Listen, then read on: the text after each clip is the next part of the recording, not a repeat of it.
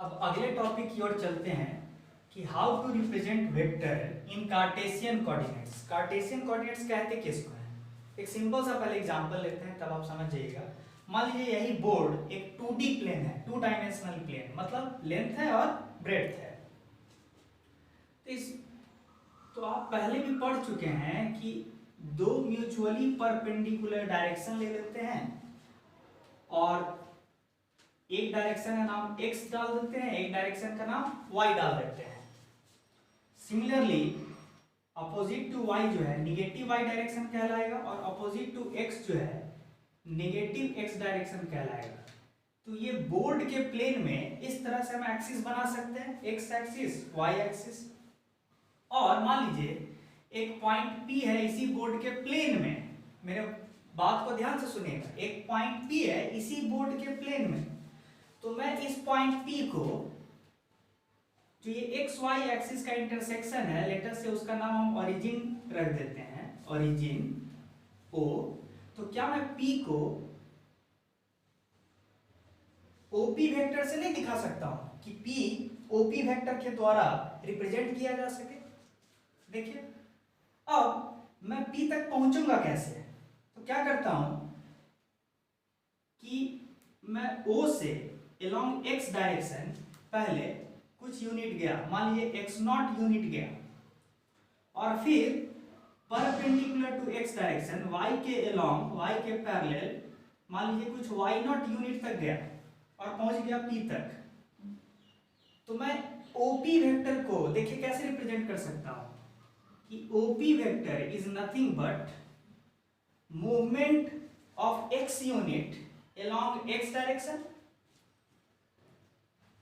x0 unit जाना है x direction के लॉन्ग। तो आप बताइए तो कि ये जो OA वेक्टर है, लेटर से OA वेक्टर, इसको कैसे रिप्रेजेंट कर सकते हैं? I can write OP vector as OA vector plus AP vector. देखिए ट्रायंगल लॉ से हम हमेशा OP वेक्टर को OA vector plus AP vector से रिप्रेजेंट कर सकते हैं। तो हम OA वेक्टर लिखना चाह रहे हैं, याद कीजिए किसी भी वेक्टर को कैसे लिख सकते हैं? उस वेक्टर का मैग्नीट्यूड और साथ में उसका क्या बैठा दे, यूनिट वेक्टर को। तो हम OA वेक्टर लिखना चाह रहे हैं, तो OA वेक्टर का लेंथ कितना है? x0 यूनिट, और इस डायरेक्शन का यूनिट वेक्टर कितना है? यूनिट वेक्टर, उसी को हम लोग सिंबॉलिकली i कैप से रिप्रेजेंट करते हैं। यूनिट मैग्नीट्यूड का वेक्टर जो x डायरेक्शन के अलोंग हो, उसको हम i कैप से रिप्रेजेंट करते हैं।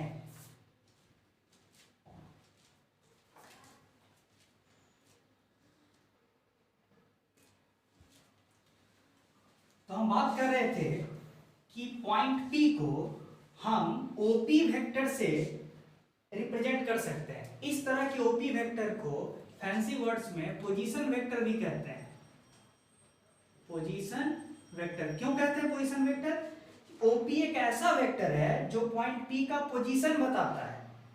That's why OP is known as position vector. तो हम बात कर रहे थे कि OP वेक्टर जो है साफ साफ दिख रहा है OA vector plus AP vector है। OA वेक्टर किस लाइन के लॉन्ग है? X लाइन के लॉन्ग है। तो X लाइन के लॉन्ग OA वेक्टर लाई कर रहा है, तो इसको हम लिखे कैसे? तो लिखेंगे कि जितना भी लंबाई है OA वेक्टर का वो, और साथ में OA डायरेक्शन के लॉन्ग का यूनिट वेक्टर, तो लिख दिए। तो ये पूरा क्या हो जाएगा? OA vector. Similarly AP vector क्या हो जाएगा? सिमिलरली y0, और y डायरेक्शन के लॉन्ग का यूनिट वेक्टर जो होता है उसको j कैप से रिप्रेजेंट करते हैं। ये कन्वेंशन है, कन्वेंशन है कि y डायरेक्शन के लॉन्ग जो यूनिट वेक्टर होता है, 1 यूनिट मैग्नीट्यूड वाला वेक्टर, उसको j कैप से रिप्रेजेंट करते हैं। ये रहा शॉर्ट में कहानी जो हम कहना चाह रहे थे। OP vector can be written as x0 i cap plus y0 j cap. इसी को कहते हैं representation of vector in Cartesian coordinates. ठीक है, इस तरह से रिप्रेजेंट कर सकते हैं किसी वेक्टर को। रही बात कि ये तो 2D प्लेन में हुआ कि जब कोई पॉइंट इसी बोर्ड के प्लेन में रहेगा तब ना हम ऐसे लिख पाएंगे। मान लीजिए एक पॉइंट P है जो यहां ना होके बोर्ड से उठ के ऊपर यहां रहा होता, मान लीजिए बोर्ड से उठ के Z यूनिट इधर रहा होता, आउट ऑफ द बोर्ड, तब तब जो ओपी वेक्टर होता तो यहां नहीं होता, तब ओपी वेक्टर कुछ ऐसा रहा होता, ये टिप ऑफ द मार्कर जो है पी की तरफ होता और ओ से शुरू होता, तब ओपी वेक्टर ये बन जाता। तब कैसे लिखते हैं? इन शॉर्ट, अगर ओपी वेक्टर 3D में रहता, 3D स्पेस में रहता, तब हमको सिर्फ ये आई कैप और जे कैप से काम नहीं चलता, हमको एक जेड डायरेक्शन में भी, आउट ऑफ द बोर्ड वाले डायरेक्शन में भी एक यूनिट वेक्टर चाहिए होता। ठीक है, तो हमने अभी जो भी किया था वो सिर्फ 2 डायमेंशनल प्लेन में वेक्टर को रिप्रेजेंट करना सीखा कार्टेशियन कोऑर्डिनेट्स में। इसी को अब 3 डायमेंशनल प्लेन में ले जाएंगे। वहां जाने से पहले एक छोटी सी बात, ओपी वेक्टर का मैग्नीट्यूड क्या होगा? मैग्नीट्यूड ऑफ ओपी वेक्टर, तो सिंपल सी बात है, पाइथागोरस थ्योरम, x नॉट और y नॉट 90 डिग्री पे, तो ओपी का मैग्नीट्यूड क्या हो जाएगा? Under root of x naught square plus y naught square. चलिए, कभी कभी यही पूछा जाता है कि जिधर ओपी वेक्टर है उसी डायरेक्शन में अगर मुझे यूनिट वेक्टर लिखना हो, I want to write unit vector along OP vector, तब कैसे लिखेंगे? याद कीजिए फर्स्ट लेक्चर, ओपी का यूनिट वेक्टर कैसे लिख सकते हैं? Vector OP divided by magnitude of vector OP, यानी कितना हो जाएगा? X naught i cap plus y naught j cap divided by under root of x naught square plus y naught square. यही जो है unit vector along OP vector हो गया।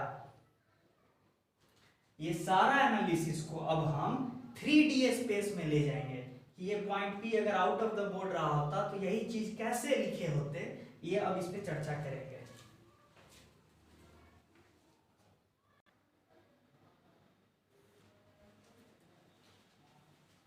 जैसा कि हम चर्चा कर रहे थे कि 3D स्पेस में अगर रिप्रेजेंट करेंगे किसी वेक्टर को तो कैसे करेंगे। लेट अस से कि ये x डायरेक्शन हुआ, ये y है, और ये व्हाइट मार्कर जो है ये z डायरेक्शन की अलॉन्ग है। ठीक है, तो उसी को बोर्ड में कैसे दिखाएंगे? बोर्ड में हम ऐसे दिखाएंगे, ये रहा z और तीनों एक्सिस एक दूसरे से 90 डिग्री पे है। अब बताइए कि ये ओरिजिन रहा और ये वाला जो वेक्टर है ये ओपी वेक्टर होता out of the board 3D space में। अब इसको बोर्ड में कैसे दिखाएंगे? बोर्ड में तो भाई ऐसे ही, नोटबुक पे तो आप ऐसे ही ना दिखाइएगा, नोटबुक पे आपको फर्क नहीं पता चल पाएगा क्योंकि नोटबुक एक 2D प्लेन है, लेकिन ये एक्चुअल में ओपी वेक्टर ऐसा होगा जो आप ऐसे दिखाएं। ठीक है, पहली बात।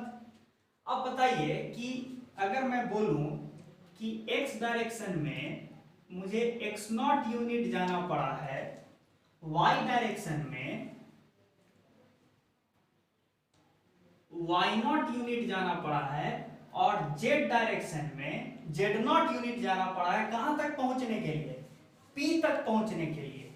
तो तब मैं OP को कैसे बता सकता हूं? OP वेक्टर को कैसे लिख सकता हूं? x naught i cap plus y naught j cap plus, अब एक एक्स्ट्रा चीज और कि आउट ऑफ द बोर्ड जाना था, x naught y naught, out of the board z not.